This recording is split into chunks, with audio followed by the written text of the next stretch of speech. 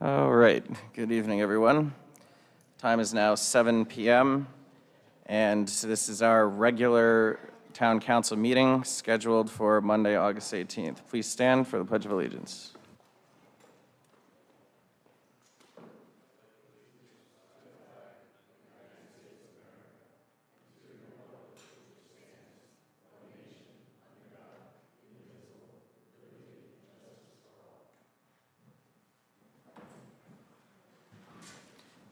So the first item on our agenda this evening is the town manager's update, so I'll pass the mic over to Jim. Good evening, members of the council, and everyone's here this evening, and those who are watching from home.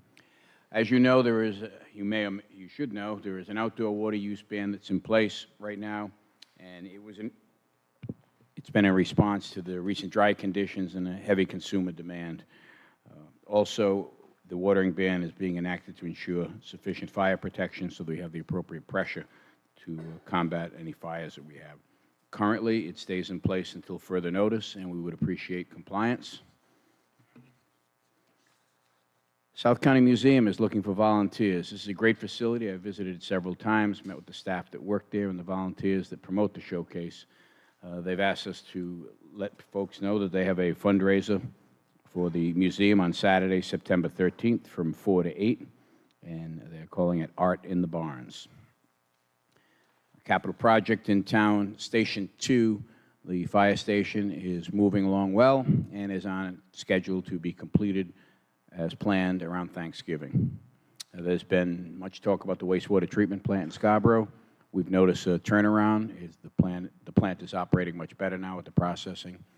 We didn't receive complaints over the weekend, and the effluent, which is what comes out of the plant, is much better, and the chemical use has been reduced significantly, which means the water is better, the odor is reduced, and the flow into the plant, which is during this season is about 120,000 extra gallons a day, has dropped significantly effective today, which will help with the overall treatment process. The cooler nights, the cooler days also help, and we ask people for their patience. We certainly understand the frustration. We do as well, and we continue to research the options that have been provided to us by the engineering firm and some other solutions. So thank you. Just turn your mic on. What was the date of the museum? 13th? Saturday, September 13th from 4 to 8. And it is on the town's website as well. And before this evening, when the bike path presentation is done, the report is posted on the town's website, just to let you know. Anyone else from the council have any questions for Jim? Seeing none, thank you, Jim. And before diving into the next item on the agenda, which we are all very eager to hear, is regarding the bike path presentation. It's just a friendly reminder that tonight's presentation is not a workshop. It is a presentation to the general public and the town council. It is designed to be educational and informative. Public comment will not be taken at this time. However, the bike path work session that Councilor Torialde has on the agenda to be scheduled will be exclusively, I believe, for that to engage and hear from the residents directly. So as a reminder, public comment will not be taken also on any items on the agenda that regards any scheduling matters. So if anyone has any comments later, they may do so during open forum. So with that being said, I would like to welcome our representatives here to speak regarding the bike path and updating the town council and the public. Good evening.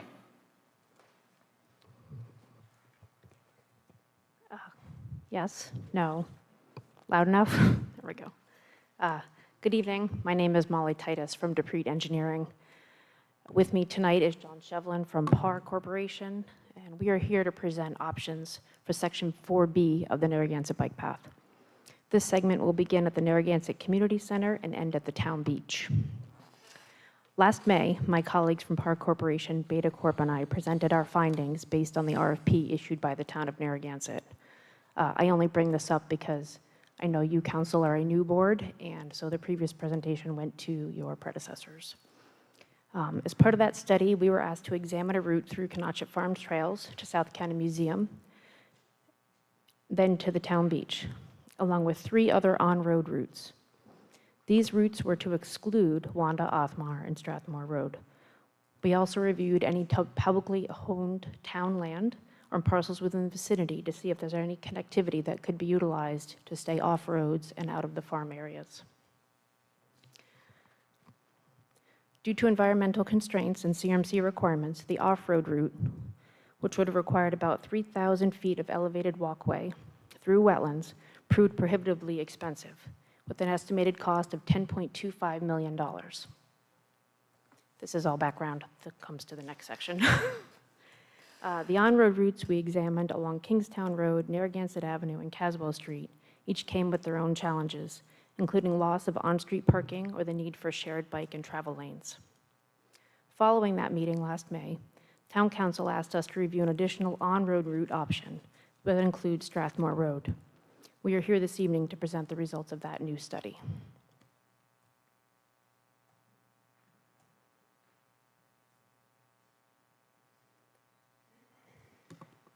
So on the screen before you is the new proposed route as requested by the town as an alternate to our previous study.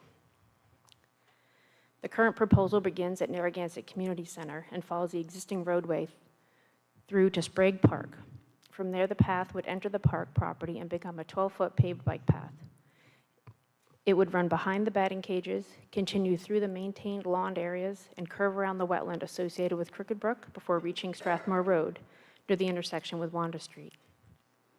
From that point, the route would continue on road through Strathmore to South County Museum, and then utilize Anhoxie Lane to reach Boston Neck Road and the crosswalk at the South Beach Pavilion.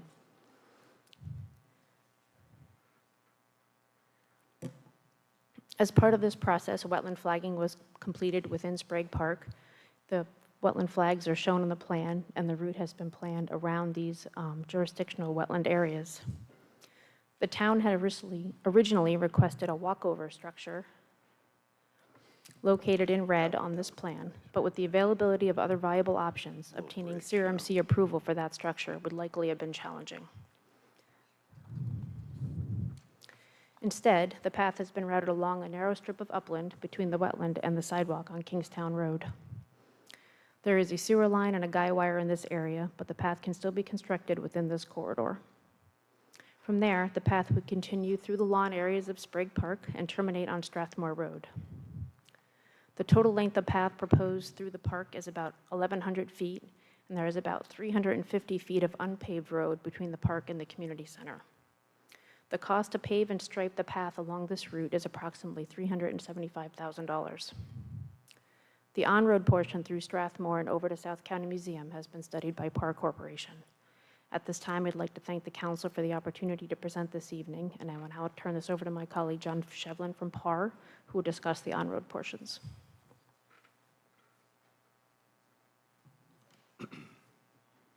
Thank you, Molly. Good evening, Mr. President, members of the council. For the record, my name is John Shevlin from Park Corporation, located in Lincoln, Rhode Island. So I'm just going to go over in regards to what we looked at for this phase of this project, and I'm just going to go through in regards to what the purpose is that we've worked on, how we got an understanding of the site area, some of the things that we've done in order to get a better understanding of what's out there, and then we'll talk about the alternatives and the estimated cost for each of the alternatives. Then we'll just wrap it up with our conclusions and recommendations. So, the purpose is to go ahead and develop an alternative route through the area that's been described on Strathmore Road and then down Anhoxie Lane and then through the town parking lot, to take a look at that to see if there's a path that is feasible through that area and then get the crossing of Boston Neck Road. The main objective is we want to go ahead and make sure that any viable alternative that we're presenting, we want to make sure we ensure safety for all the users that could be along any pathway and such. And we want to go ahead and make it as safe as possible at the end of the day. So understanding of the project area, You know, the existing William C. O'Neill bike path to the town beach is the area that we're looking at. There's off-road segments that we looked at that Molly just described in the area of Sprague Park and around the wetlands to bring us out down towards Strathmore Road. The on-road segments that we're looking at, you know, are similar to what was in the previous report for the O'Neill path down to the Parks Department. And then Strathmore Road, we looked at from Narragansett Avenue to Ann Hoxie Lane. And then from Ann Hoxie Lane, we went from Strathmore Street down to the West Town Beach parking lot. And then you know, I think the biggest challenge of this phase of the project was to look at the street crossing at Boston Neck Road. So to understand in regards to what we were dealing with out there, we did quite a bit of data collection. We performed field reviews, got information in regards to the road measurements of what's existing out there. Also took a look at the signage that's out there, the geometries of the roadways, and also the traffic patterns and the traffic volumes that are occurring. We also went ahead to determine, you know, to enhance our safety review, we went ahead, we did a safety analysis as far as speed study. And that was mainly focusing on the street crossing of Boston Neck Road to make sure there's good sight lines. So we did traffic study with that in regards to getting the speeds that are occurring on the roadway and then seeing if they meet the sight lines for somebody to be able to safely cross and be able to see both directions so they're not any hidden moves. So, as we mentioned before, this is going to be a combination of on-road and off-road bike path. The off-road, you know, is unchanged from the previous study for the trailhead to Sprague Park and around the adjacent wetlands. And then behind Sprague Park, 10 feet, it's going to be anticipated to be a 10-foot wide, two-way bike path for traffic.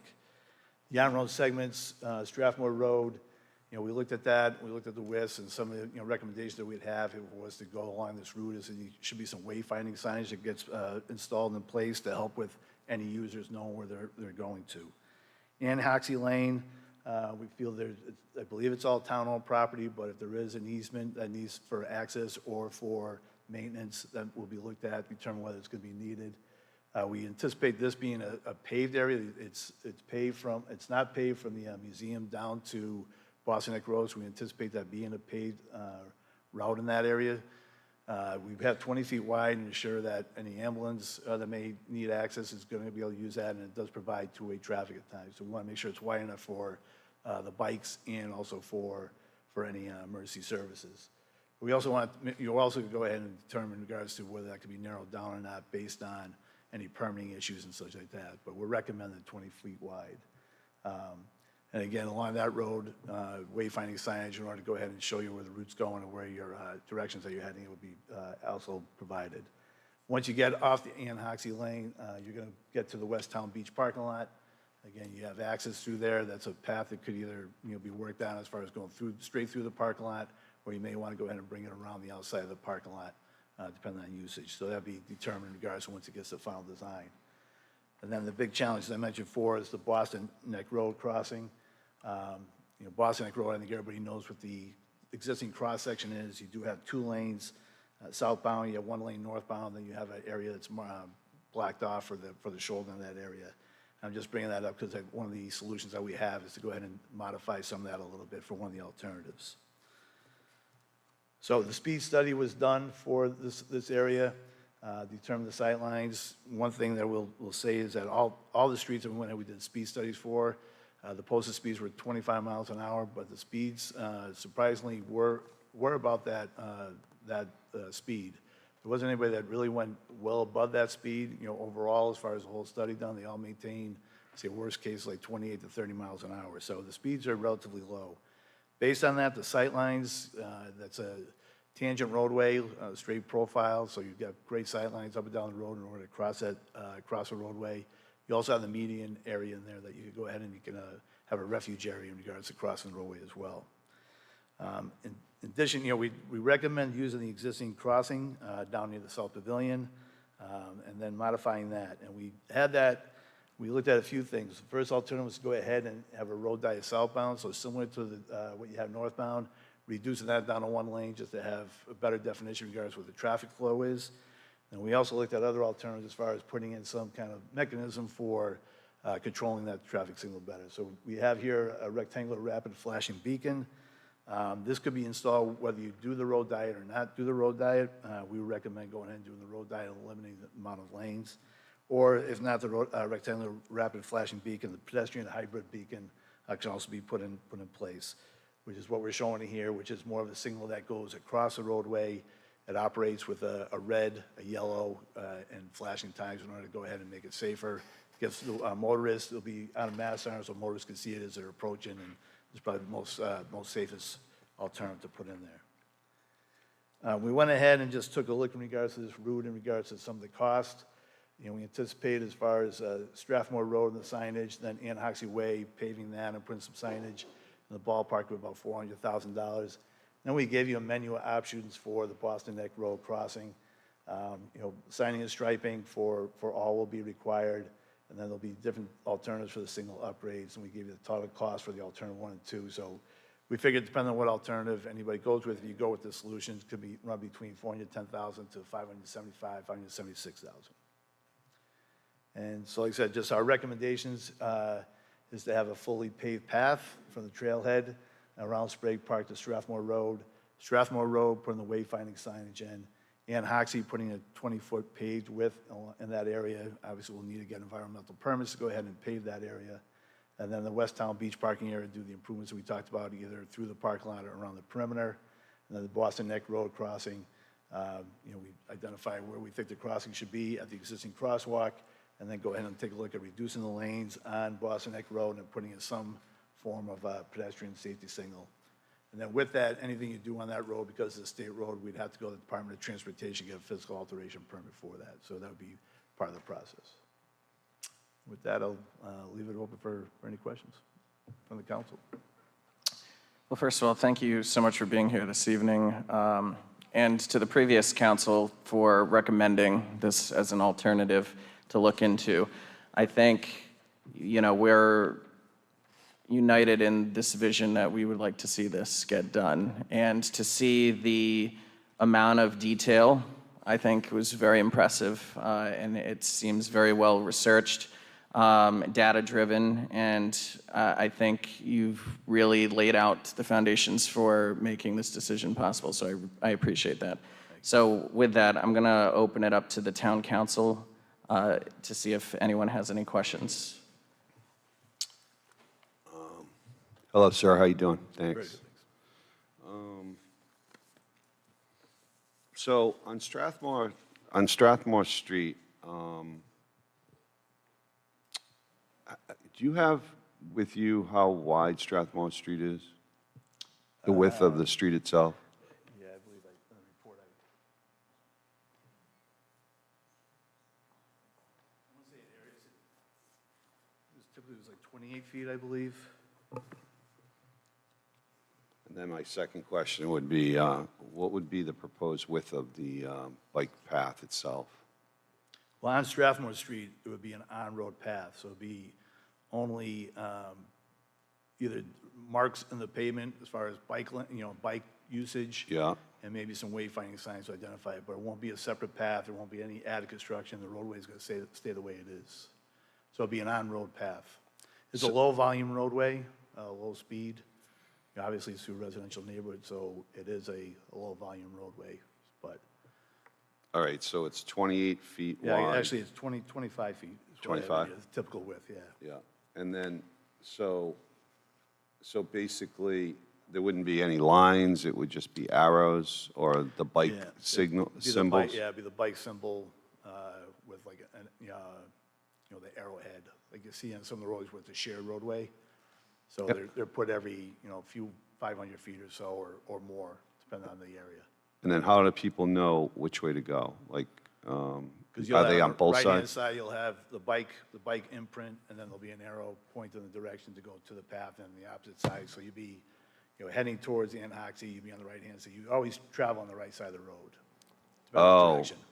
okay, so that's going to be on both sides Correct, proposed? correct. Okay. And then, okay, so then, so 25 minus, what's the minimum size for like a bike path? Is it, Well, in this situation, you won't have a dedicated lane. right? bikes are going to be driving with the traffic. So, like I said, there's a low-volume roadway, so if somebody's on the right side of the road, there's not a lot of opposing traffic, so people are able to go around there. And like I said, with the speeds and the volumes, there's no demarcating, there's no shoulder marking to reduce the lane width or anything else. It's going to stay the way it is, except for some notifications to motorists and bicyclists where the bike should be driving. Right, okay. Yeah, because you can't tell that from the plan. It just shows that dotted line. Yeah, that's, yeah. it shows I the wasn't route. sure if it was on Yeah, both sides. Yeah, yep, yep.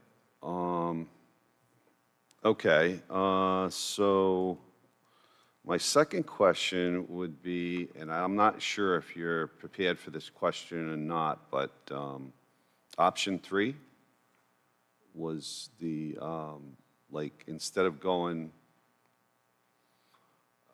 it would be north on Strathmore, you'd go south on Strathmore, across Kingstown Road, Yeah, you would go down, I think option Down 3 was Kingstown Road. Caswell. down Kingston to Caswell, yeah.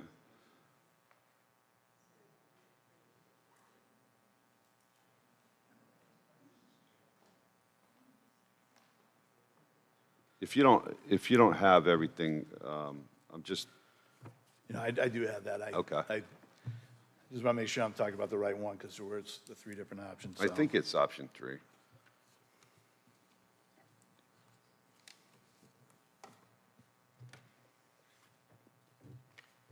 Yeah, option 3 is Kingston Road all the way. Yeah. It's used. Right to the used whole seawall. length. Yes. Right. Yeah. So, do you happen to know the width of Kingstown Road curb to curb? It is 26 feet. Okay, 26 feet. So can two cars, so what would be the if you did Kingston Road, like the plan, you can't tell by the maps that were supplied to us, like they're just the dotted line, but if you were proposing using Kingstown Road, would it be all on one side of the street, or would it be the same as you're talking about on Strathmore? The bikes would be on one side of the street. One side, and then how wide would that be? And that, because it is a relatively narrow road, I believe we have that to be like 6 feet wide. 6 times 2, Yeah, yeah, like 12 feet. yeah. So can cars pass each other on 13 Yeah, feet? we're leaving, there's a little bit wider than, like, it's 36 feet instead of 26 feet, but it's 2 12-foot lanes, and you'd have 6 feet for the bike lane on each side. So you'd have 2 times 12, Yep. And two 6-foot lanes for non-motorized uses. so that's 24 and 12, that's 36. So it's 36 feet from curb to curb? Correct. Oh, okay. So is it 36? It seems like it's not 36 the whole way, though. Like, it's kind of like where you Some get it. areas where there's no park, it does narrow down. Yeah. So that is the area where we're looking at the areas where we take away parking spaces.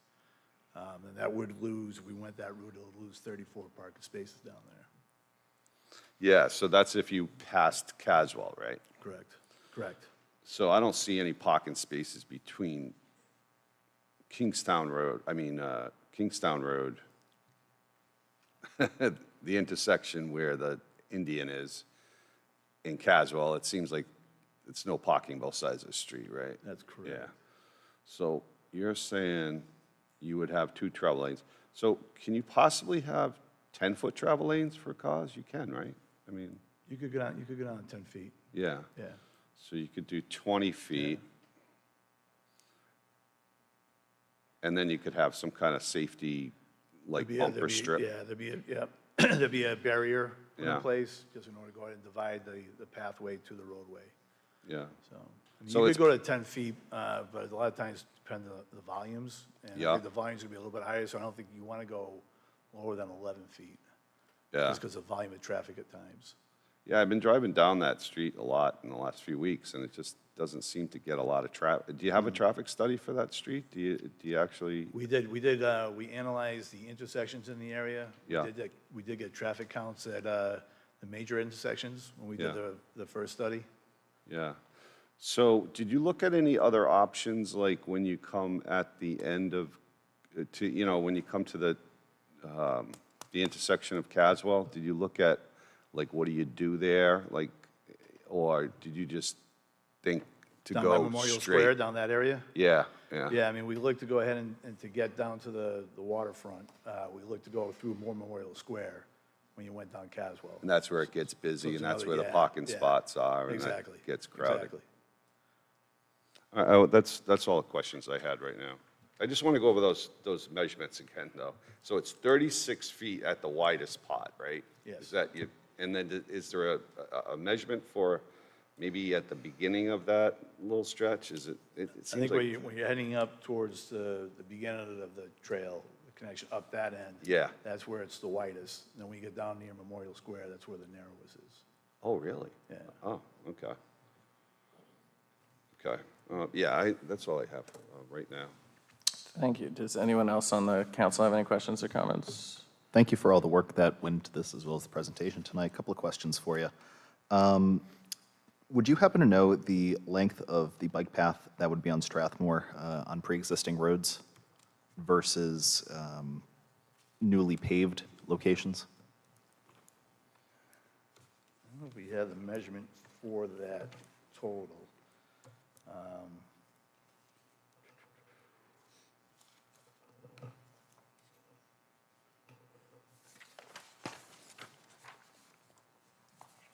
Yeah, I think I'm gonna have to get you the exact lengths. I'm not sure if we have the entire length within the report, but I Okay. can get that. All right.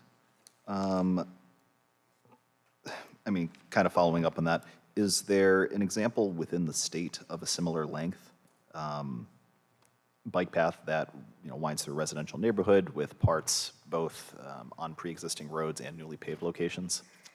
I know we just completed over on Connington Highway. It's not residential on Connington Highway, JT Connell Road. So you have the roadway, then you have the bike path adjacent to that, which is separated, from a curb and a buffer. I know some of the other ones that are like up at UMass Amherst, similar up in that area, they have some in that area as well. There's quite a few within the region. Okay. Would you suggest UMass Amherst is the best reference to look at for this, or just so I can have a visualization of what this is feasibly going to look like? Yeah. I mean, there's a lot that's on campus, but there is some that's off campus. So I think the areas that are off campus would be similar. Okay. And then with regards to the road diet, I'm not a fan of shrinking the number of lanes. Is it possible to have a road diet in keeping 2 lanes going both ways? The road diet would be going ahead and reducing the lane, yeah.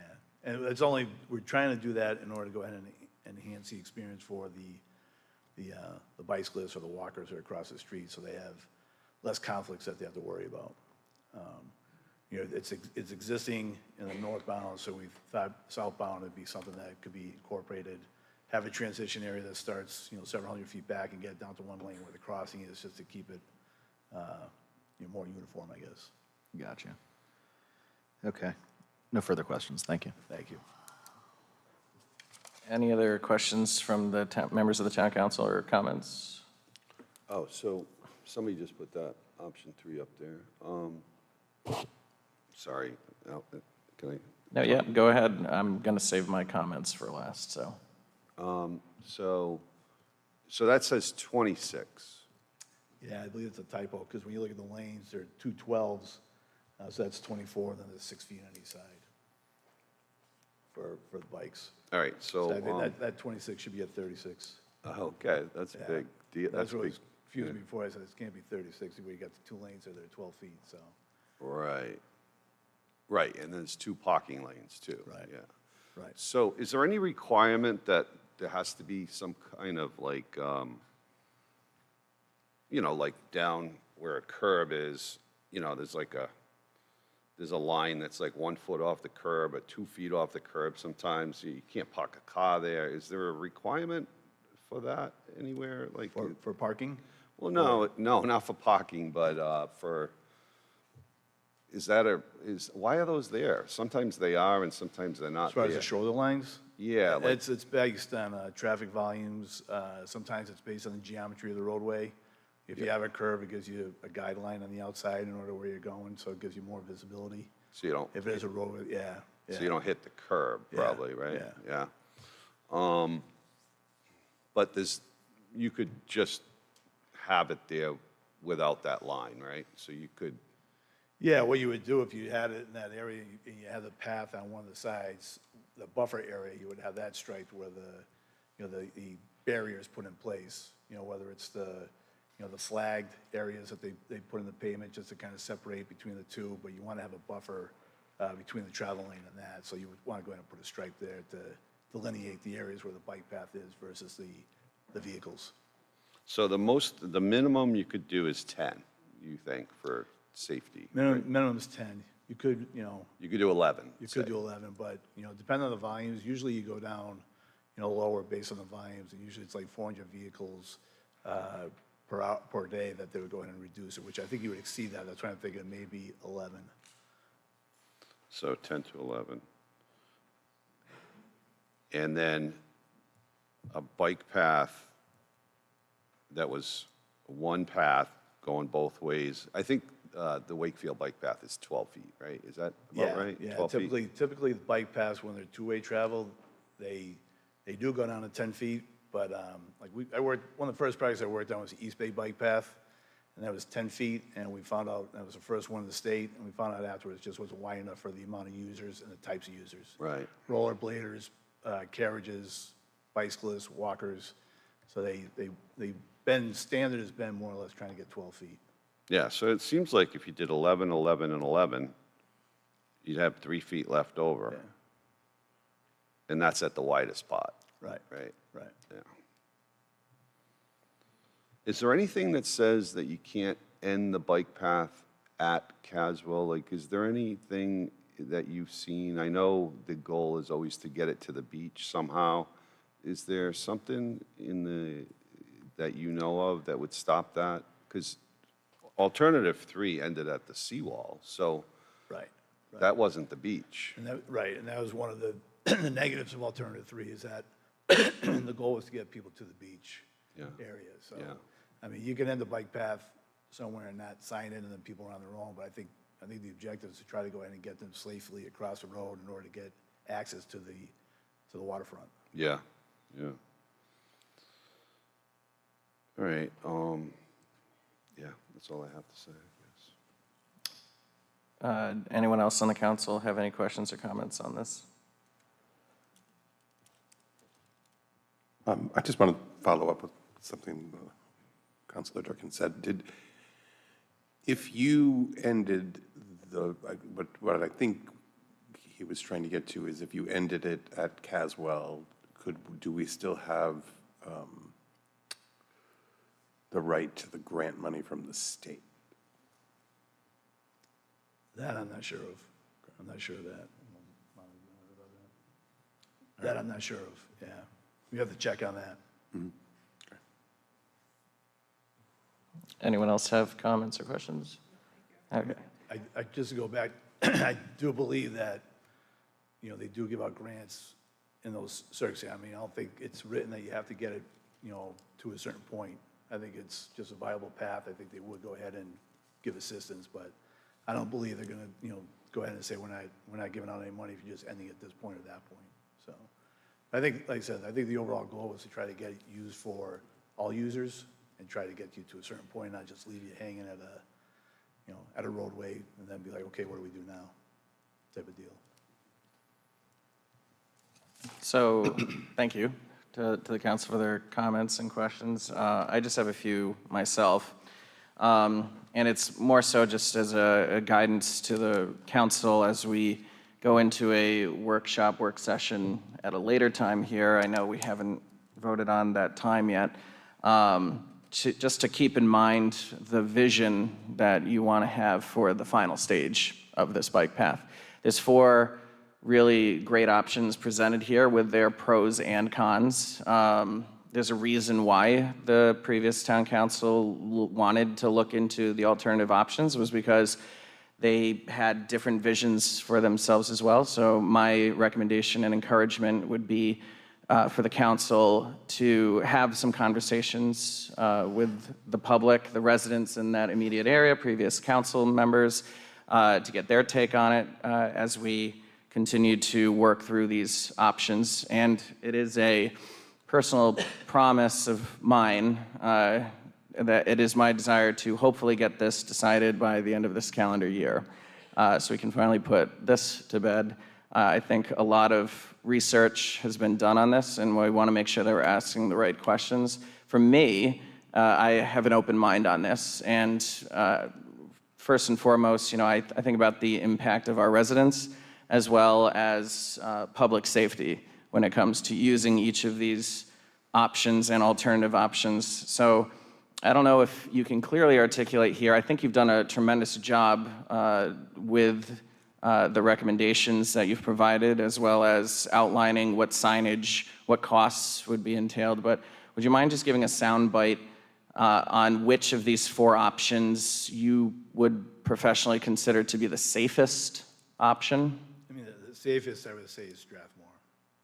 Okay. This last one that we looked at, just because of traffic volumes, accessibility issues. A lot of the path is already there. All the paths are going to have right now have a crossing of Beach Road or Boston Neck Road. Then you're taking away parking in some of the others. You are dealing with more vehicular traffic. Like I said, we're trying to get a path for all users. I would say that Strathmore is the safest. Thank you. And in addition, I think it was some really great conversations by the previous council as well over the concern of parking and parking spaces, that it's a very relevant issue everywhere in town, especially in the center of town here. And I'm just wondering if you could rank these, your top 2, with the least impact to parking. I assume Strathmore would again be the one that would least impact parking spaces, but which of the other 3 options? Be alternative 1. Alternative 1 would have the lesser impact. Okay.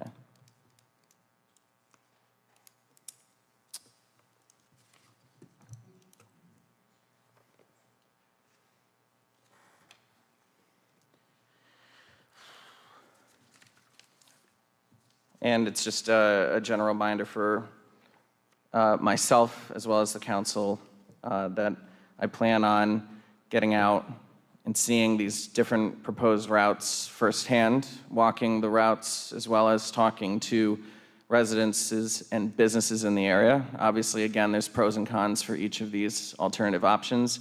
Councilor Durkin and I, during a series of coffee chats with some residents on Sunday, had the opportunity to speak with some residents regarding their concerns, but what was a unified desire was that that all residents want to see this finished.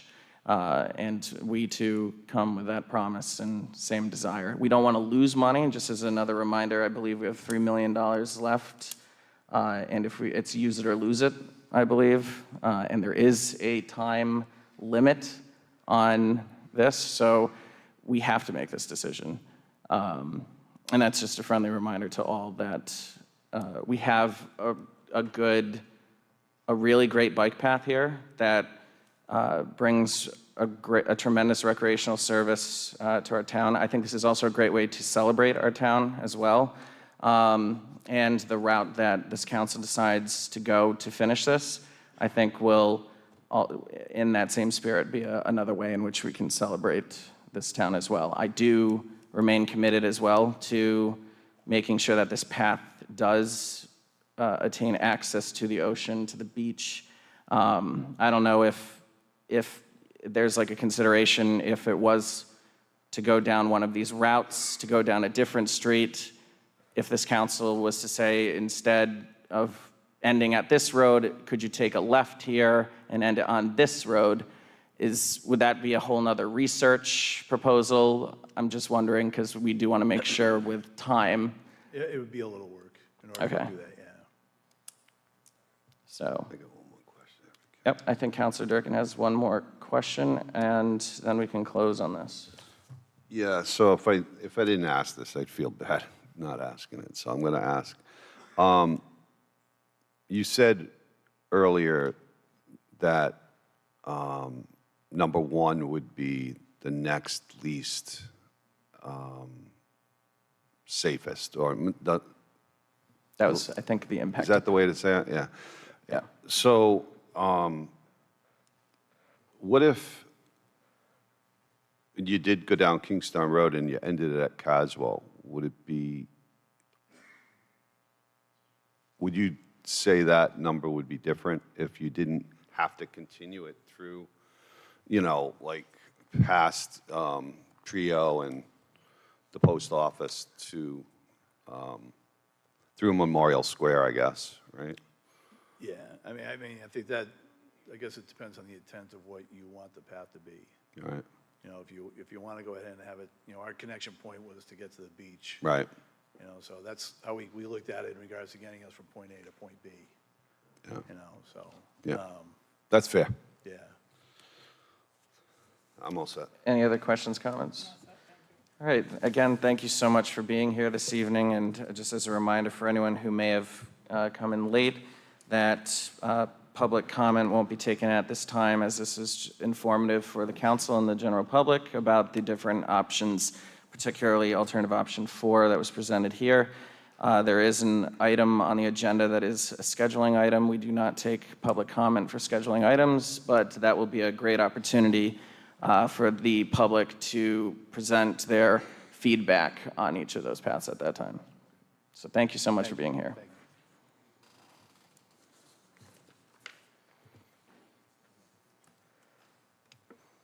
And now, with that being said, we will transition. Actually, I don't know where Jim just went. Open forum. Jim's over here. Yep. Oh, you do have the list? Oh, so we have our open forum portion of the meeting. As a general reminder that the comments of citizens addressing the council are neither adopted nor endorsed by the body, but heard as requested.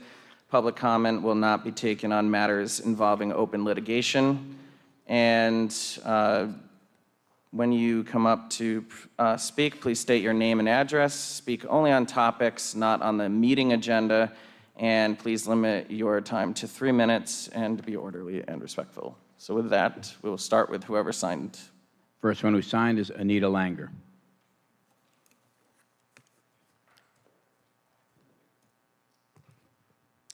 Good evening. Good evening. My name is Anita Langer. I live at 241 Colonel John Gardner Road in Bonnet Shores, which is what I'm speaking about tonight. I have lived in the Bonnet Shores Fire District for 47 years. I was a teacher here for 30 years in Narragansett school system, and the last 20 years I've been a realtor. So I am very familiar with Narragansett. I love Narragansett. My neighbors love Narragansett. We love our Bonnet Shores Fire District. Tonight I'm going to speak for over 500 of my neighbors who have signed a petition that is entitled Stop the Corruption in the Bonnet Shores Fire District. As you may be aware, Bonnet Shores Fire District was created in 1932 by the Rhode Island General Assembly, and it has full government powers. We have the right to have police and fire. We have the right to have garbage disposal. We can fine, we can jail people up to 30 days. We can pass ordinances, and they can even fine you and tax. If you don't pay your taxes, they can take your home. So I'm talking about the reason I'm here. 99% of the fire districts in Rhode Island go with the Rhode Island U.S. Constitution as far as voting rights. In Bonnet Shores, we do not. We only give, our charter only gives voting rights to property owners and denies rights to the Narragansett taxpayer, the Narragansett resident, and the Narragansett registered voter. We implore you to help us change our charter. The problem is we have a commercial venture in the middle of Bonnet Shores boundaries. These folks have 3,000 votes. There are approximately 1,200 residents. You can tell that the residents are at their mercy. We cannot continue to allow commercial, out-of-state, non-residents, not even citizens of the United States, it actually states that in the Fire District Charter, to vote in our elections. So we are asking you to help us form and support the Bonnet Shores residents and to revise our charter and to pass a resolution that you will support us in the General Assembly to adhere to all Rhode Island and U.S. constitutional values as far as voting rights. Thank you. Who can I give this to? Oh, can you just pass it over to our our town clerk, excuse me. Thank you. Carl Valenstein. Carl Valenstein, 13 Isle Point Road. I had a comment on the documents that were distributed in connection with item C2 on the agenda, so which relates to the motion to schedule a workshop on the 3-student ordinance. I didn't know whether you were taking comments on that because it was a scheduling motion. If not, I'd like to make a brief comment now. That's okay. You can make the brief comment now since it's not a voting item. I'll allow it this time, but we're not taking comments on scheduling items. My comment is that I noticed there was in the materials a copy of a letter from the ACLU arguing that the 3-student ordinance violates a new Rhode Island law. And I was concerned that that was distributed because it's an advocacy piece by an organization that has been suing to invalidate these laws, and unsuccessfully, I might add, in the case of Providence in the Federal Hill case. And I was concerned that that was sent out, and it's a disservice to the public to not express the opposite view of many lawyers in town, including the lawyers for the city of Providence, that that statute is still valid. It was not repealed by the recent law. The Federal Hill case is still good law, and I know that's a matter that's being litigated.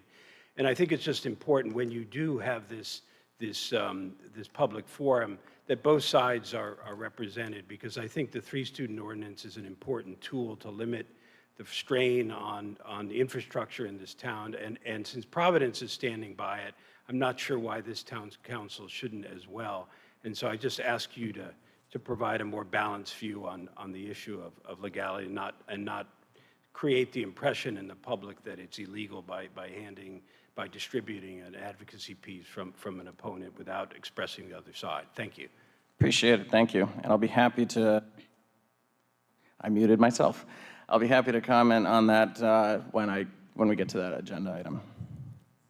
Maggie Clune.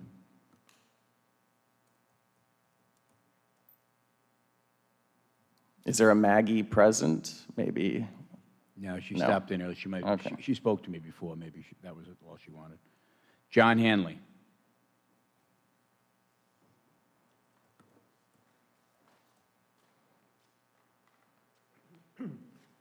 Good evening, John Hanley, 10 Wilderness Drive, Village at Point Judith. I decided to come out of my hole tonight. I've got 8 observations or comments. I have been watching on TV the meetings and also attended the planning board session with you guys. So observation 1 is, I think it's great that you finally talked to the planning board. Should have done this before you introduced those atrocious zoning ordinances. Observation 2, I agree that wanting to hand down properties to your offspring or bring families together here in Narragansett is a great thing. Observation 3, I think the actual data and discussion that the planning board provided to you during that interchange blows holes in your assertions that the town is overly restricted.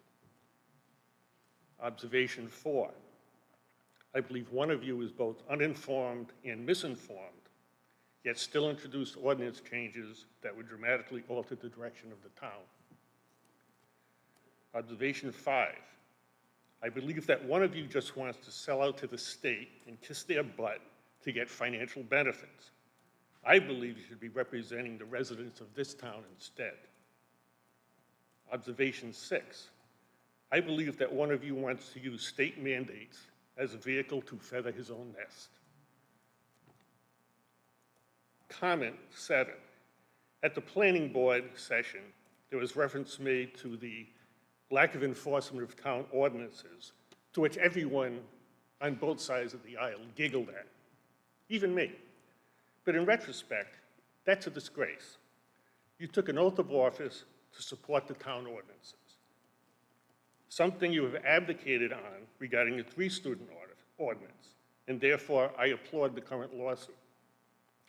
Can anyone tell me why tonight's agenda packet for the planning board includes a threatening letter from the director of the ACLU, but does not include actual correspondence from a real lawsuit against the town on its enforcement? Looks sleazy and one-sided to me. And finally, number 8, we do not have enough water to support the summer influx of people, and our sewer capacity is overloaded. There are literally walls of stench that surround both plants. You, as a council, are not responsible for this happening. Yet you, as a council, are responsible for fixing this situation. We allow unlimited summer rentals with unlimited numbers of people. Whatever happened to the short-term rental ordinance? You need to take action now because the sewer problem is not going to be fixed for 5 years. 2 simple things. Pass an ordinance that limits the number of summer rentals that are allowed and limit the number of individuals that occupy those rentals. Thank you. Thank you.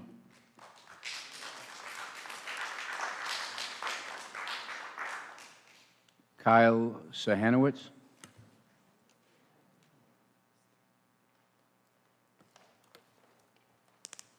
Hi, good evening. My name's Kyle Sahanowitz. I wanted to talk to you tonight. I'm looking Oh, for... can you just state your address? I'm sorry? Can you just state your address for the record? 65 Wheatfield Cove Road. Thank you. Oh, no, I'm sorry. Good evening. So I wanted to look for the council's support. I'm one of most likely a small handful of owners that have multi-unit apartment buildings in town.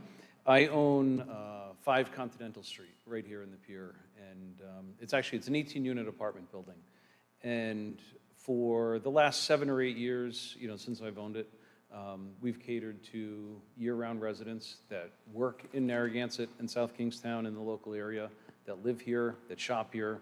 We provide affordable housing and reasonable options and availability for people to live in town.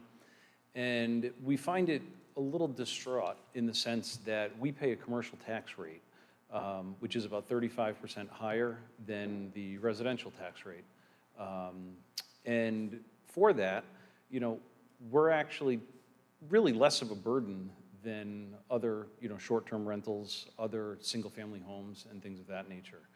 We're looking for some relief and some support for the per-unit ordinance that speaks to rental registration, because that is a fee that needs to be passed on to our residents, unfortunately.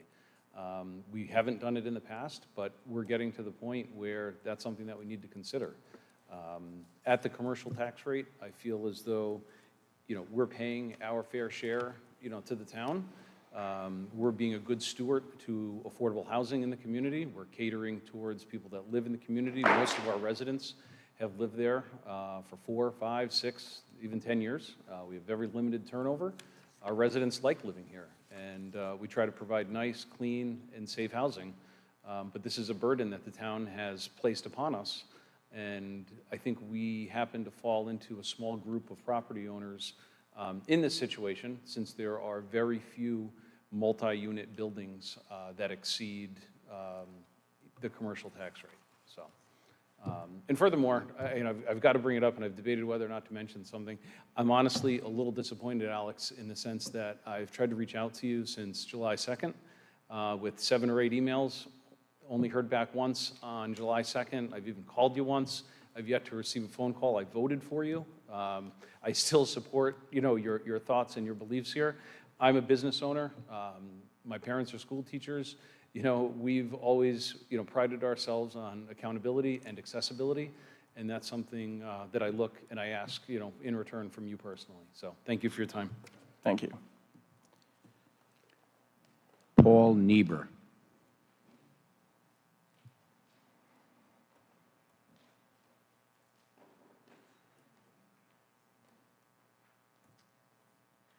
Good evening. My name is Paul Niebuhr. I'm at 188 Indian Trail.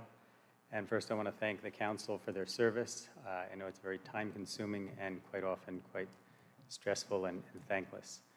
I do want to offer my support to the decision of following the state rules regarding college students.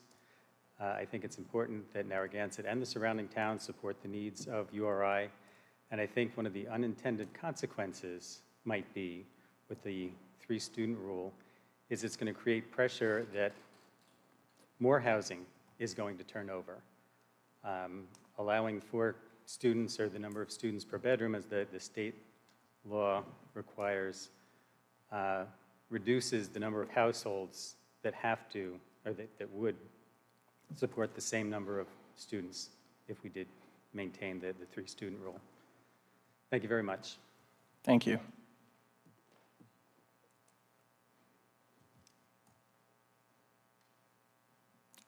Oh, Sarah, I know Jim just walked off, but... That was the last of, that were signed on the list. Who signed? Okay, Ms. Celeberto, I'm going to go to whoever hasn't spoken yet. No, Ms. Celeberto, you can go next. Catherine Celeberto, 48 Earls Court. First, in the past, comment has been taken on scheduling, but since you're not going to do that, just let me say, I object to scheduling a work session on the 3-student. We have a constitutional 3-student ordinance.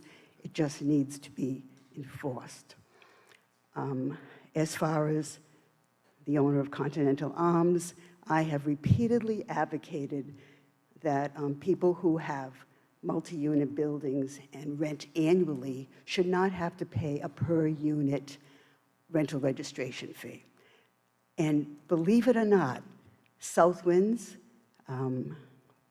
Fieldstone Apartments, Beechwood Apartments, and that other one over there, Water's Edge. These are Section 8 apartment buildings, and Poe manages them. They pay a per-unit rental registration fee. It's nuts. The people who live there only pay 30% of their income for an apartment. It's just an added burden to Poe, who really came in and took over for us, because any one of those buildings could have easily gone condo because a 30-year federal loan guarantee, had run out. Anyway, okay, so I agree with, I don't know his name, but the owner there. If you're going to provide an annual rental, then I think the rental registration fee should be waived. Alternately, of course, you would have to raise the rental registration fee on student and summer rentals, which is only $120 for Pete's sakes, Give me a break. Okay, so next is, I live on Earls Court. We have the Earls Court Water Tower. This tower is on the Rhode Island Historic District list. It's listed on the federal historic list, and the thing is falling apart. The mortar, especially on the lower tower, is deteriorating. Now, a while ago, Mr. Lescabo gave an estimate just to put the thing, just to redo the mortar, put a cap on the top, because the water pouring in deteriorates the mortar. To put a cap on and fix the mortar and maybe a plaque, I'm not sure. But anyway, he came up with an amount. Right now, no department is in charge of this tower. It's just there. I call Steve at DPW, every once in a while, can you cut the grass? But somebody has to take charge of it, and there has to be some direction. This, believe it or not, is a tourist attraction. People drive up the street, and they stop in front of it, and they look at the picture on their phone, and they look at the tower, and they look at the picture, and they're like, what the heck, because it doesn't look anything like the pictures online. Every once in a while, somebody will get out and they take a picture in front of the tower. But it would be nice if you just put a cap on it, fix the mortar, put a plaque, end of story, because it is a historic structure. Thank you. Ooh. Anyone else wish to speak? Yes.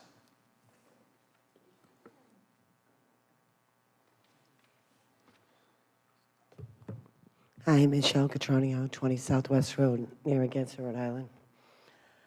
All right, I'm just going to address the whole sewage treatment plant because that's all I'm hearing. It's the students, it's a summer rental. So I'm not sure, maybe these people don't realize that there was $2 billion since 2003, Narragansett and other communities, and the Narragansett Bay Commission got. $1 billion in clean water state revolving fund financing for NBC clean water infrastructure investments since 2003. 2018, the Green Economy and Clean Water Bond established in wastewater treatment resilient fund, which provides approximately $5 million in initial grants to protect wastewater infrastructure against climate change and flooding. 2018, the Narragansett Water Waste Department is also planning upgrades to Scarborough Treatment Plant and pump stations, including $625,000 for equipment enhancement and generator replacement and $444,000 for pump station repair. In September 2019, the NBC received nearly $270 million federal loan through the U.S. Environmental Protection. Rhode Island Water voters authorization in 2022 green bond, which included Narragansett Bay Watershed Restoration Fund.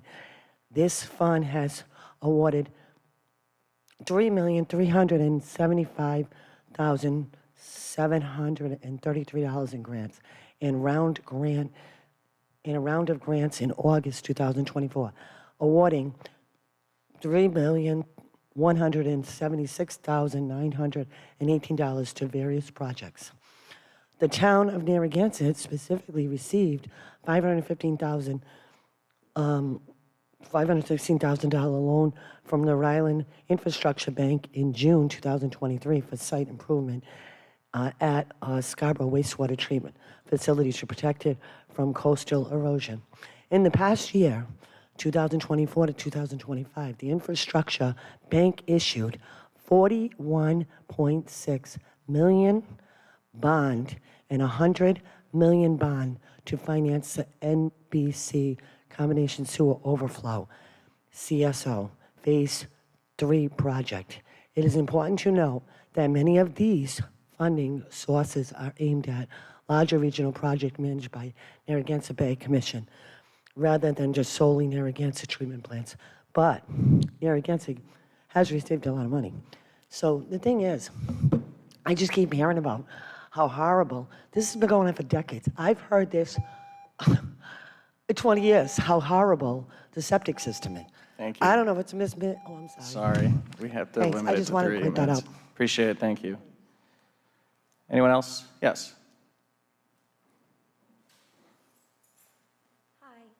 Shireen Spagnolo, 267 Bonnet Point Road is where I live. And I just wanted to say I love living here. I love Narragansett. I love the students. I love having different demographics. I value the fact that the income that they bring in the wintertime to us.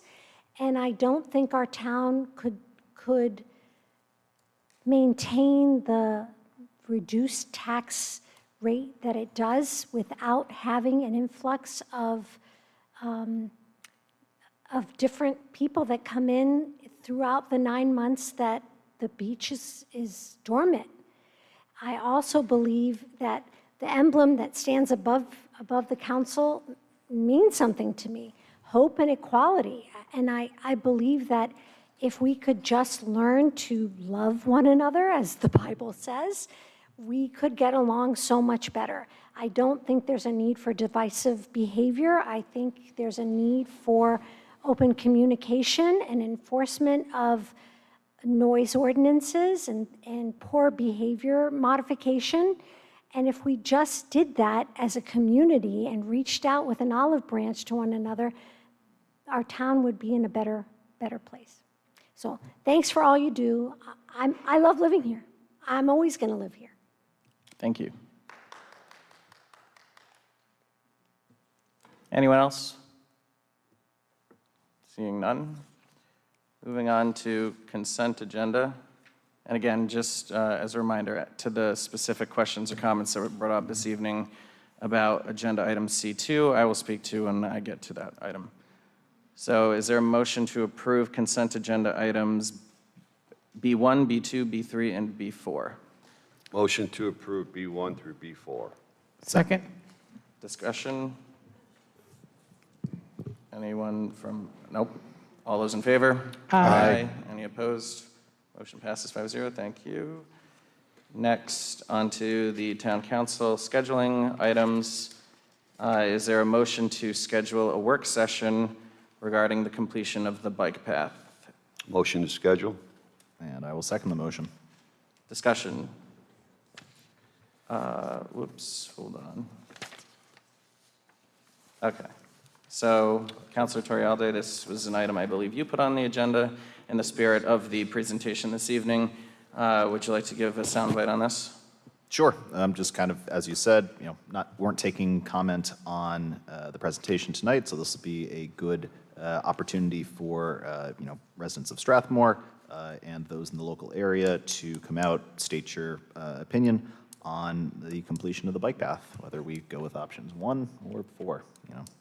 1 through 4. 1 through 4, I would say. of course. I don't think anything's off the table at this point. And I would also maybe give a soundbite as well that just because there happens to be one workshop, this one specifically designed, I think, with the intent to engage with the public, to garner their feedback. Let's hear the pros and the cons, your concerns, because we're 5 individuals. There's a lot more individuals out there, a whole community that's going to be impacted by the completion of this bike path. We really, in order for us to make the best decision here and the best educated decision, we need to hear from you. And I also want to reiterate that just because we're scheduling this does not necessarily mean that it's the last time we're going to engage in public feedback on this. Did I overspeak? Nope. All good. Okay. All those passionate about the bike path, come out. So with that being said, I believe the proposed date that was shared to us was October 6th, right before the regular scheduled meeting and at a time in which we haven't decided. I don't think 5 o'clock, I think 5 o'clock's a little early for people. I think the earliest we would ask is 5:30. I do want to make sure that we're getting at least some substantive responses. I also want to try to be as fair and respectful as possible to give everyone some adequate time, but I think to establish rules, I'll probably limit the amount of time that the public, each individual gets up to speak. I know at the planning board, I think Mr. Brady had limited like 2 to 3 minutes per person, depending on the crowd size. So if we're looking at a 5:30 start time, that's only about 90 minutes. I'm not sure how much we're going to get through in that time, but I think 5:30 would be my proposal to start on October 6th. Does anyone have any feedback on that? No, that sounds good to me. I'm in favor of the 6th, but question for Jim real quick. Just want to confirm that the representatives from Departmental and Pear can be there on the 6th? Yes, we provided them with the next 3 council meetings, and they said they were available for the 6th. They were not available for the other regularly scheduled ones. Perfect. Thank you. You're welcome. Any other comments? Sorry. Any other comments or questions? Is there anybody else, Jim, that should be here, like from the state, to answer these questions? Is there any state representative for the? They've been working with the state along with us on that, but I'll ask them if they think. Yeah, I mean, someone if will be there's assisted. some bike path. I would suggest if anyone in the public has any specific questions, feel free to email them to the council and to myself and indicate bike path inquiry. And I'll make sure the council gets all of them. If something is red flagged in there, we'll invite some additional people. Does that Good work? idea.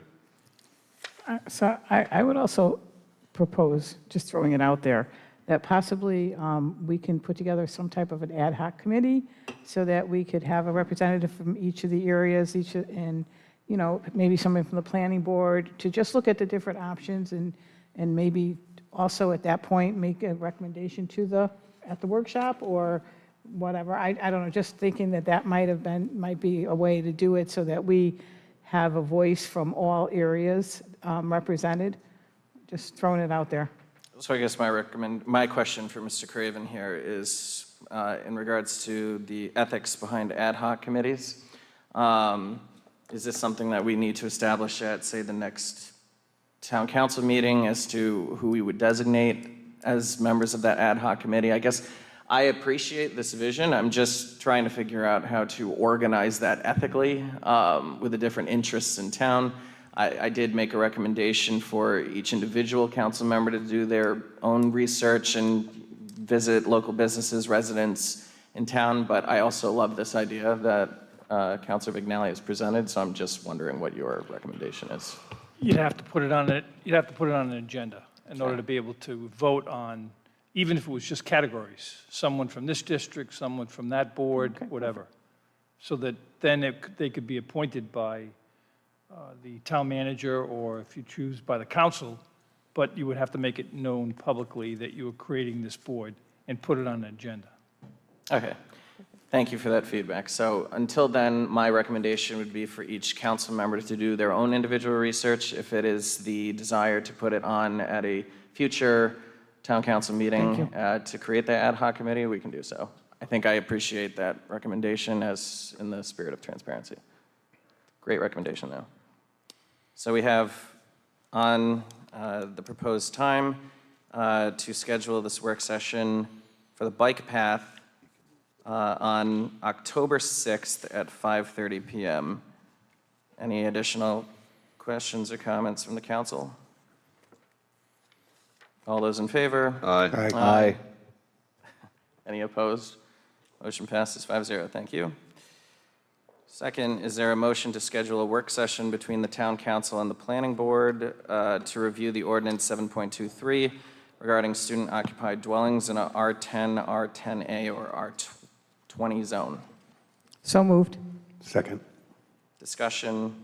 So I put this agenda item on as I felt that there were a lot of questions that have come up from the general public in regards to enforcement on this particular issue. I do want to also be careful as there is an open litigation on this, but I think it's very important to create such a platform in order for us to answer a lot of those pressing questions from the public around this specific topic.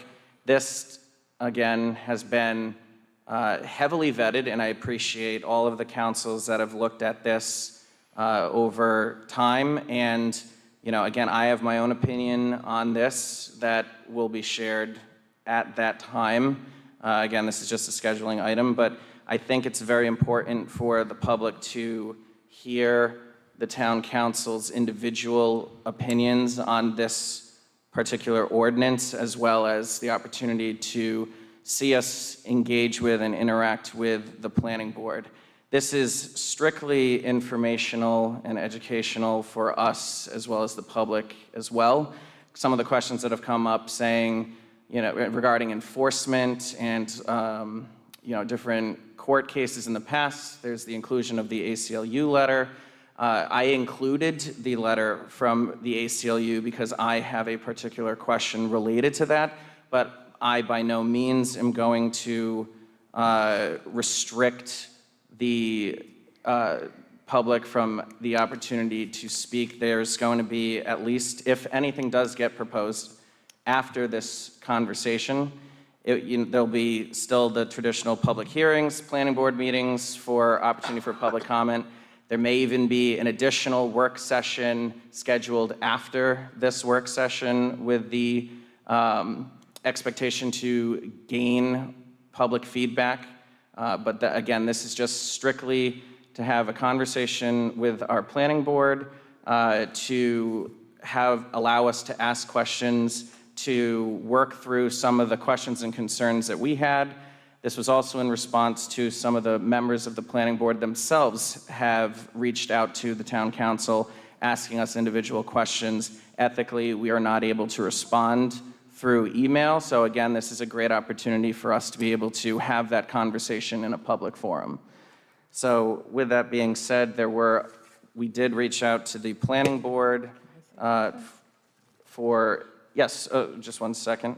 We did reach out to the planning board regarding some recommended dates and times. And before we go with that, I know Councilor Vignali, you said you had one. No, I just want to, there's a lot of misinformation out there, and I just want to make sure that the residents who are watching and residents know that when we speak about state law, and not that but just when we speak and use the terminology state law, we're talking about individually, not individually. collectively.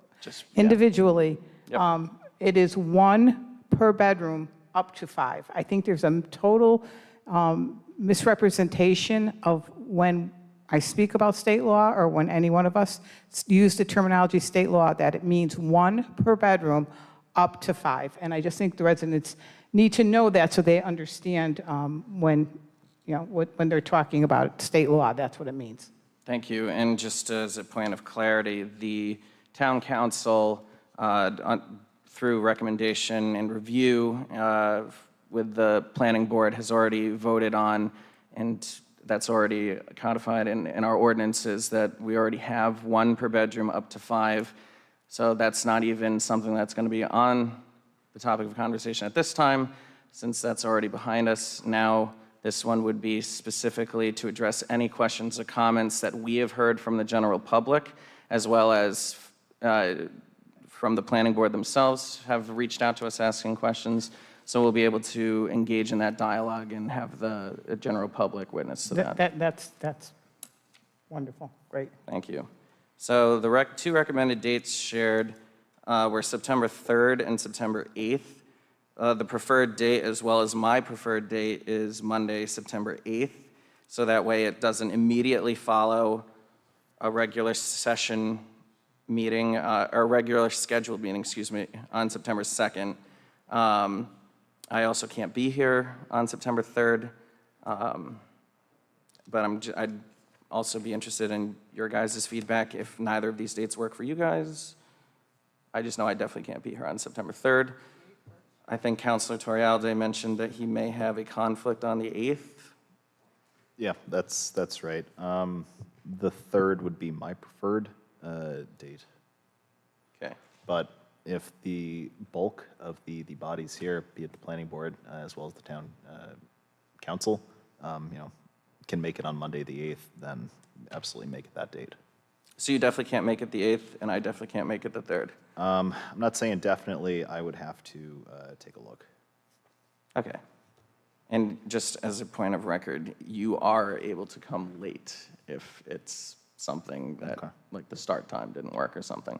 But again, just as long as we're being transparent. So I know I definitely can't be here on the 3rd. So what does the rest of the council have? Any preference? No? Either works for me. Okay. So the 8th works, the 3rd works. I prefer the 8th. The 8th? Does neither work? No, I don't care. Okay. So September 8th, we will have that discussion. And Councilor Torialde, if we have a quorum established, at least amongst the 4 of us. So if you're able to make it, I'd love to have you, of course. But if you're not able to, my only request is that you, through, I don't know, we'll have to figure out ethically how to do it. If you want to have any questions that get asked to the planning board, who to go through, I would recommend just emailing Jim and Jim, James Callahan, Jim and James, any questions that you might have if you're unable to attend, so that way they can get asked. So we will, we will schedule the workshop for September 8th at, is there any time that works better for everyone else? Is 5:30, 6 o'clock?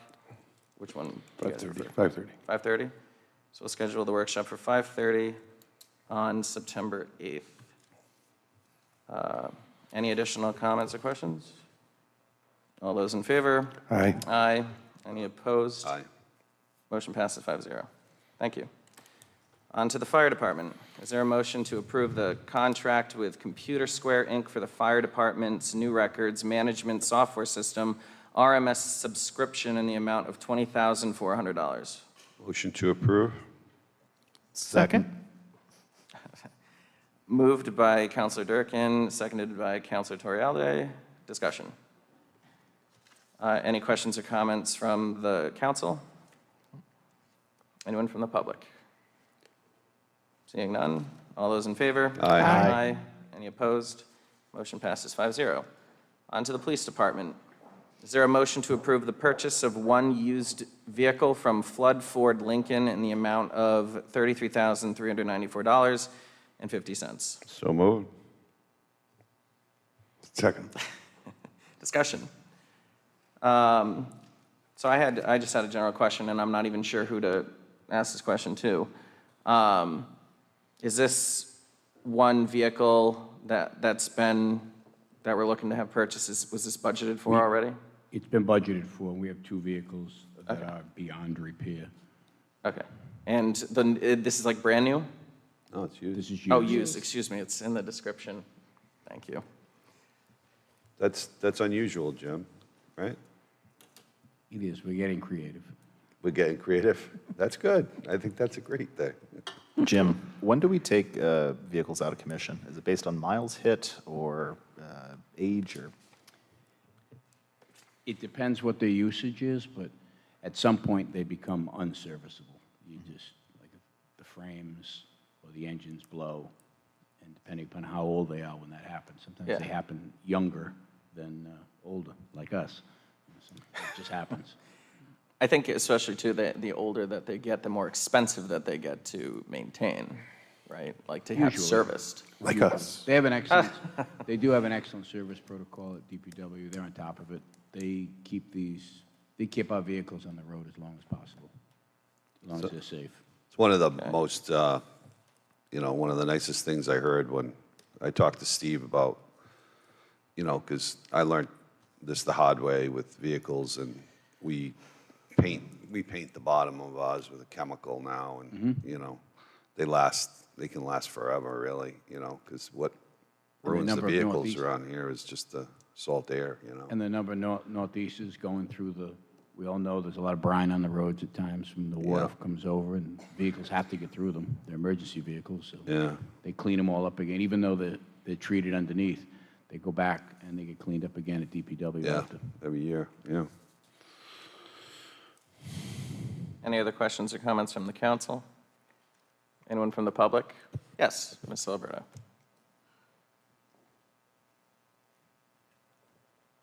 Catherine Celebrato, 48 Earls Court. And this is going to be rich coming from me because I always complain about the number of police vehicles we're always buying.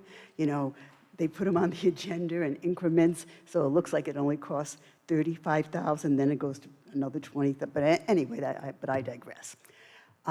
This says it has 36,000 miles on it, this vehicle we're going to buy. And isn't that when the warranty ends? I don't think it's a good idea to buy a used vehicle that has 36,000 miles on it. I think we should buy, if we can, a certified pre-owned vehicle. One of them, the salesman I drove around in, they do this in Florida a lot. And you get the extended warranty. A lot of times when you buy a certified pre-owned vehicle, you get the rest of the warranty that's on it, plus you get additional. This 36,000, this tells me the warranty is gone. I don't think it's a good idea to buy a vehicle, with no warranty. And it's only $13,000. The difference between buying a new one and buying this. And with a new one, you're going to get a warranty, at least 3 years.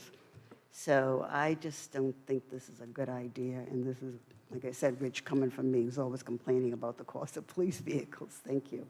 Thank you. Anyone else from the public? Yes.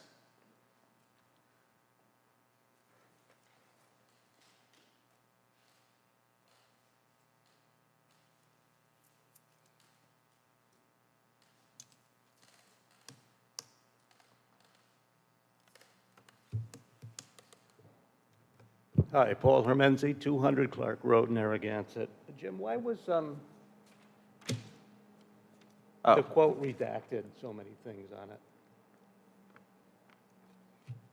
Oh, sorry, can you just There's direct a- your questions on up the- here, and then we'll on the- just follow up with them? On the agenda, Yep. we have a quote from the dealer. Yep. Redacted, with all the toys, I guess, and other things. Is there a reason for that?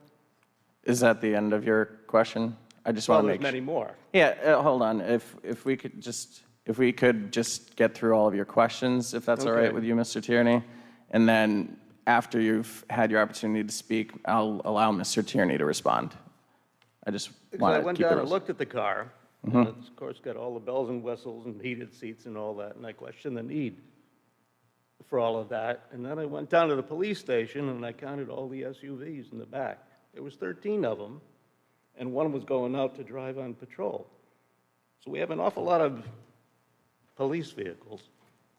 Do we really need a new one? Can't we utilize one of the ones that's in the yard already? It says it's just going to be for administrative use, so. Is that all your questions? Okay. Thank you. So then, I guess I'll reach out to Mr. Tierney if you'd like to respond to any of the questions that have been asked. And again, you'll be speaking directly to us.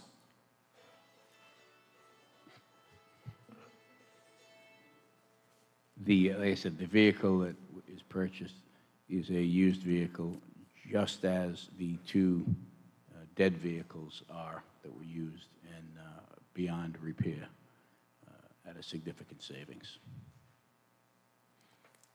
Thank you. So we still don't know why the quote was redacted. Is it going to be used for undercover or something? If you don't want sir. to say, I went down and I looked at it, I took pictures of it, so it can't be that. It's just a black SUV like all of the others. I just want to make sure we're being linear with our amount of time that we're allocating to each individual. So Okay. I'll follow up with that question. I just want to make sure that you've asked all the questions that you have. Yeah. Okay. So thank you.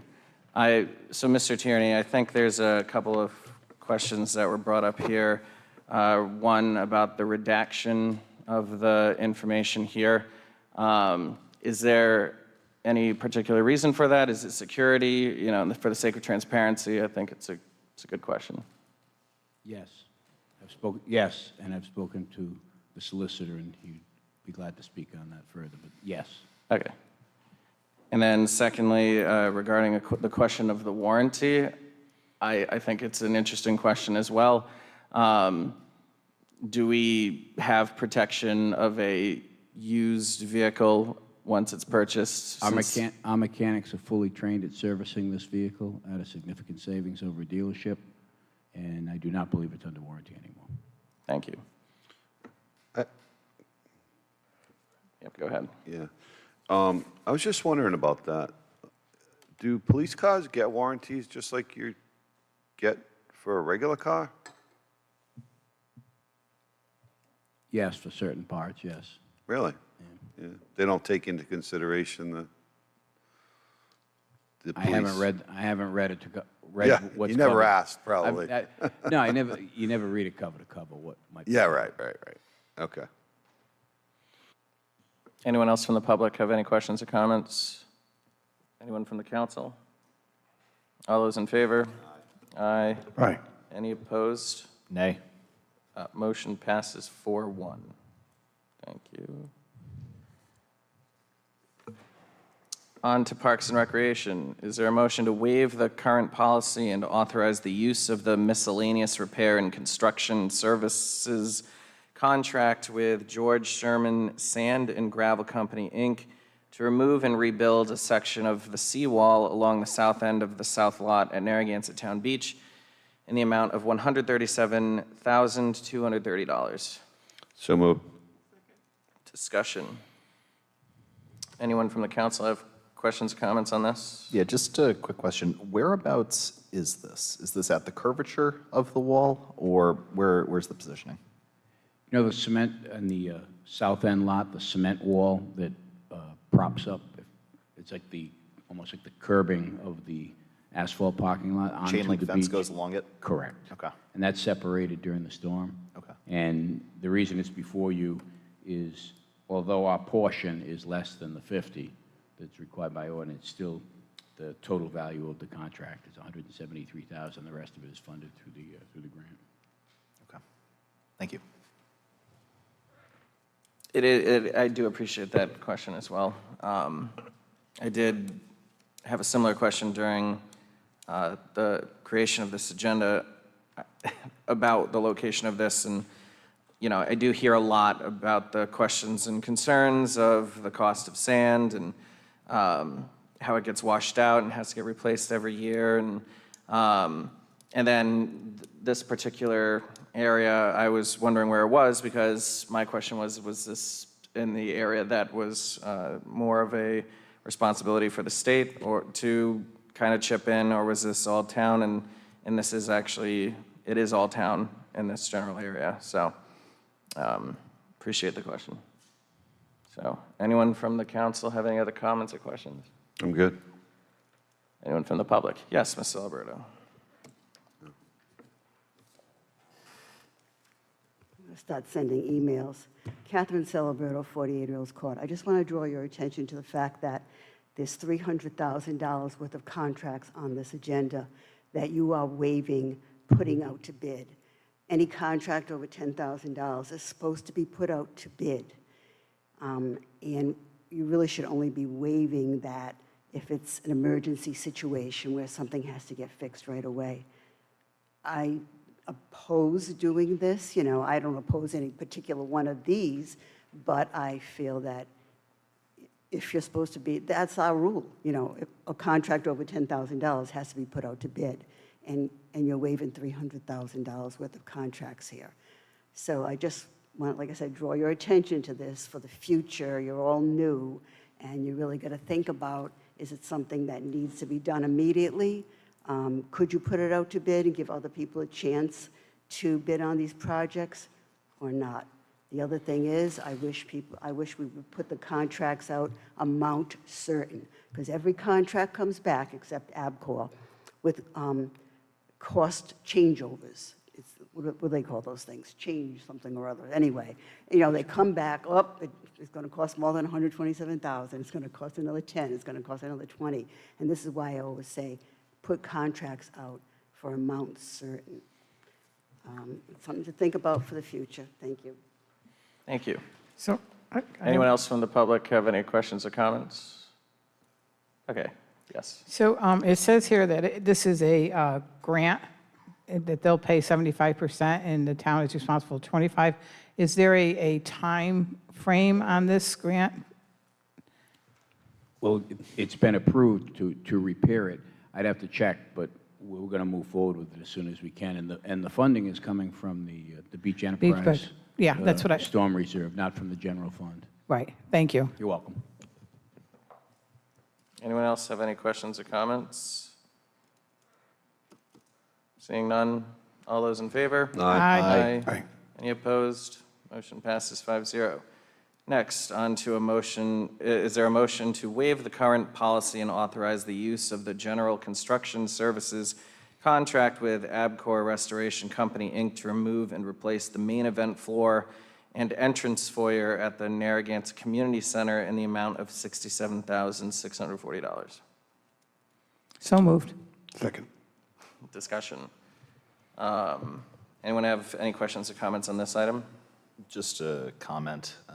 As much as this needs to be done, I think we need a new community center in place of it.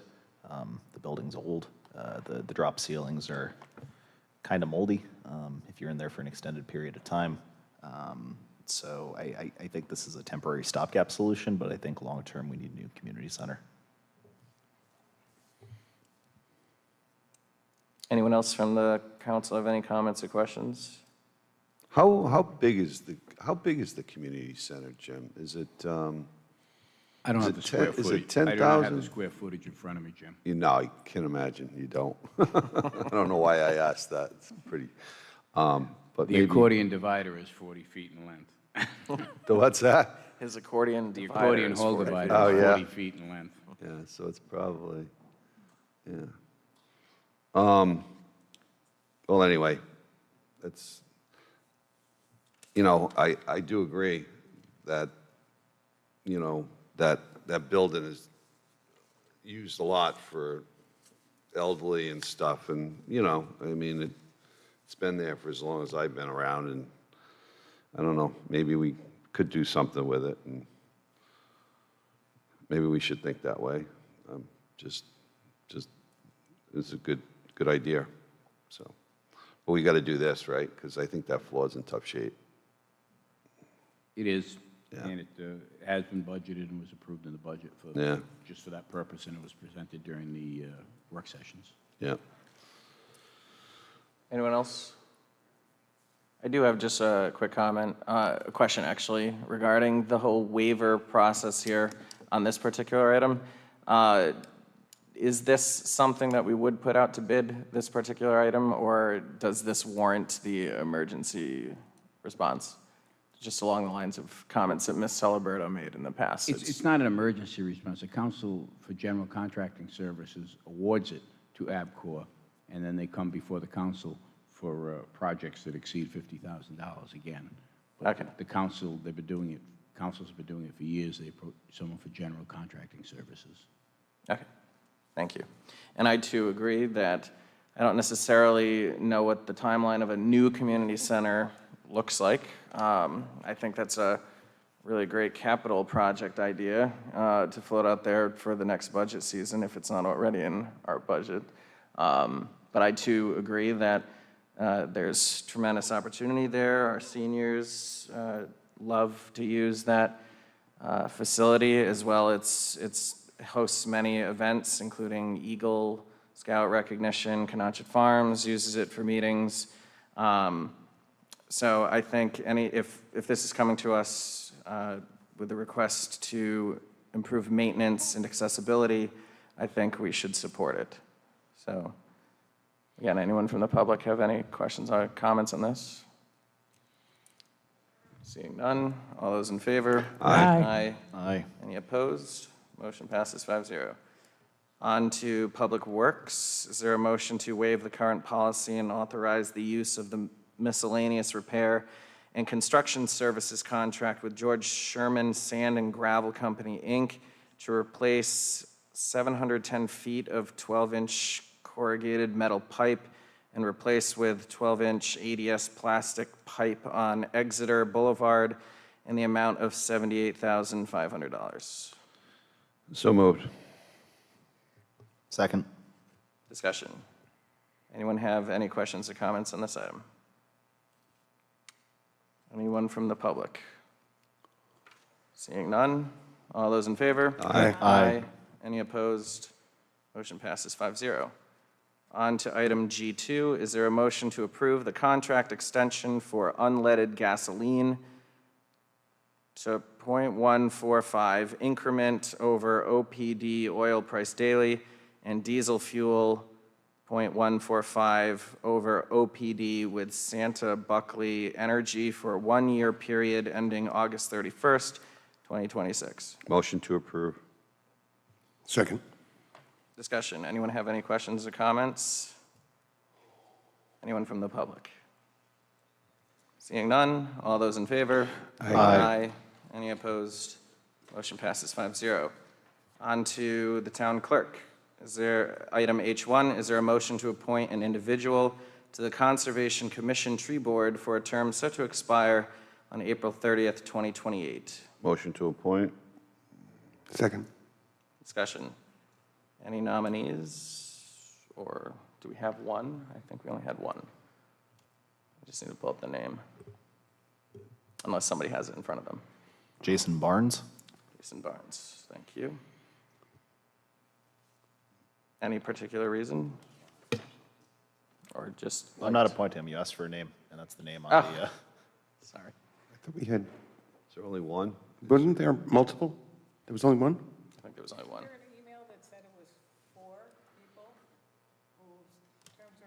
Just make sure you're talking into the mic. Oh, am I incorrect? I thought I saw an email that said there were 4 terms expiring. We only have one application on file for the Conservation Commission. So it'd be like one of the There's only one application on file. There may, I'd have to double check just to make sure about the availability of the spots, but we only have one applicant. I thought there was a Janine.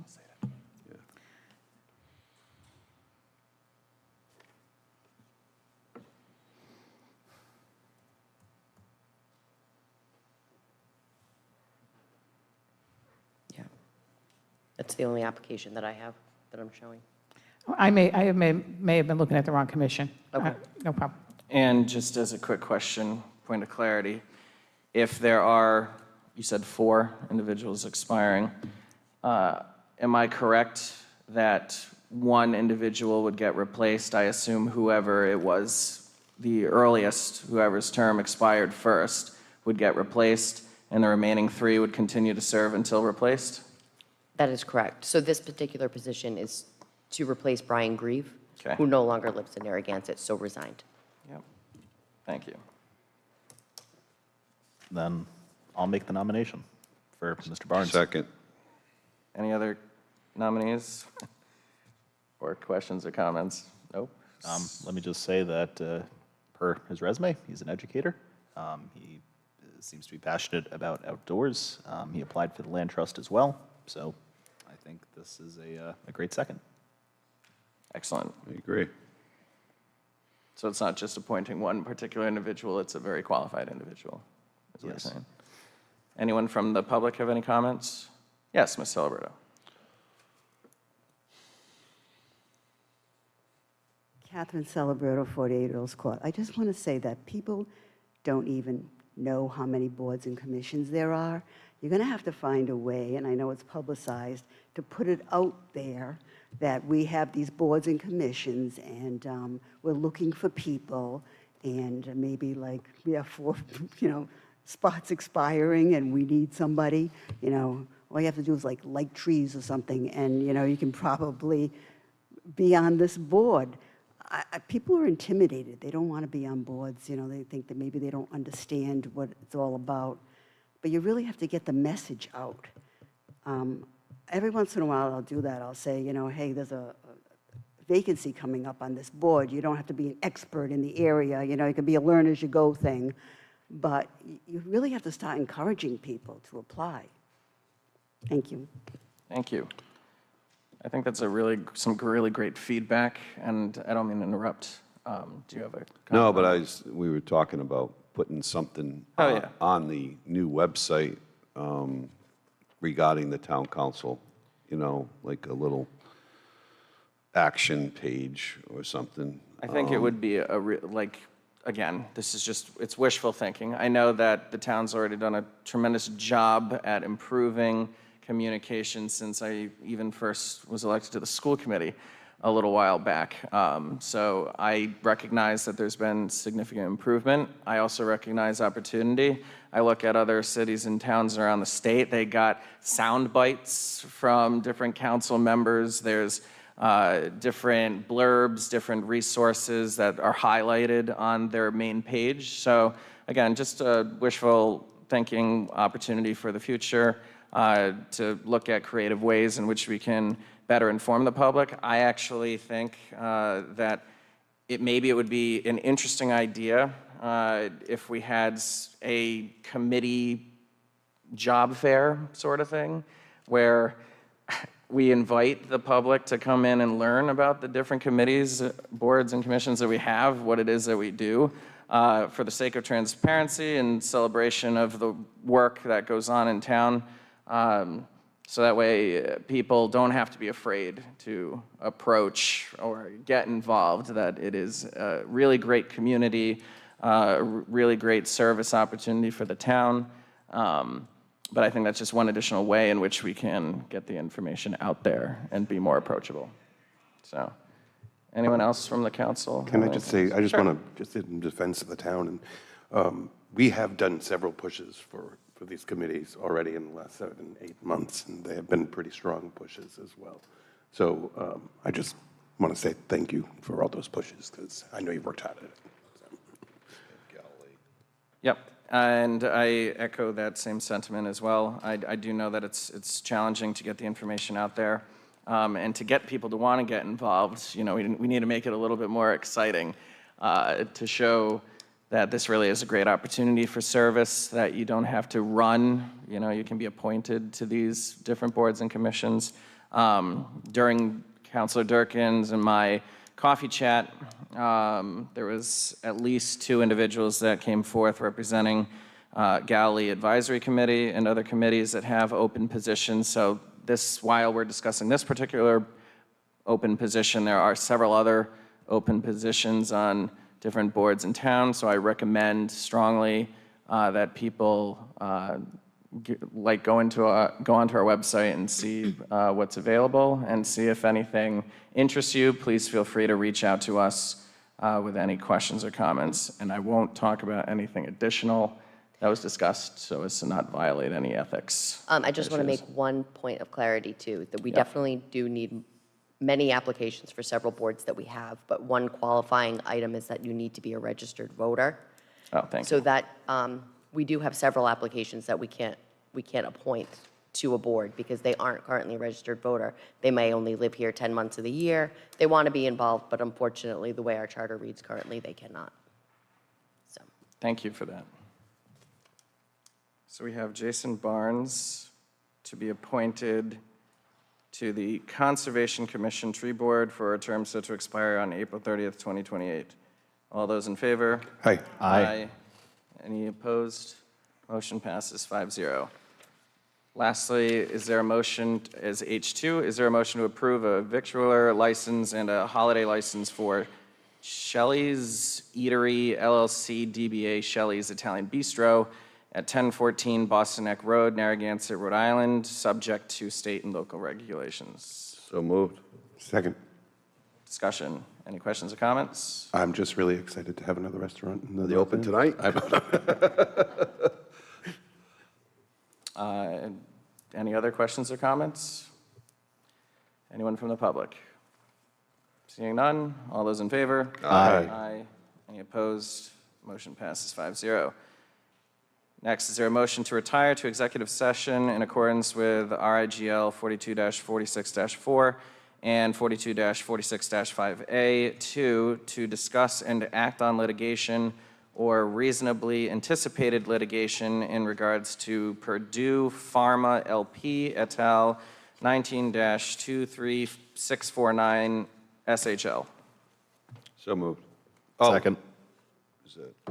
We need a first and second, and then a roll call vote. Councilor Torialde? Aye. Councilor Colonies? Aye. Councilor Durkin? Aye. Councilor Vignali? Aye. Councilor Menzies, aye. Off to executive session. Thank you.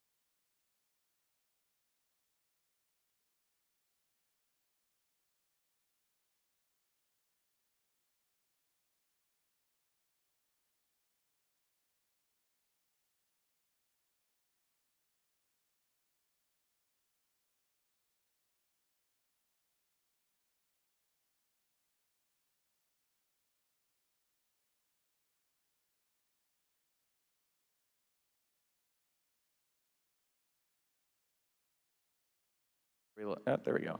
All set? All right, we are back from executive session.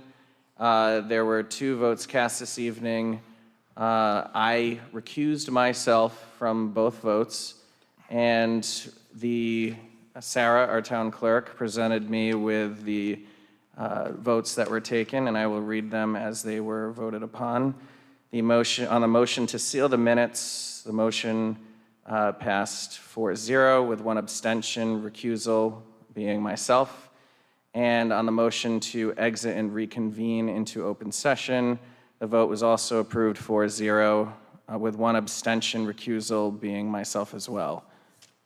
Does that sound good? Is there a motion to adjourn at 9:07 p.m.? So moved. Second. All those in favor? Aye. Any opposed? Motion passes 5-0. Have a great night.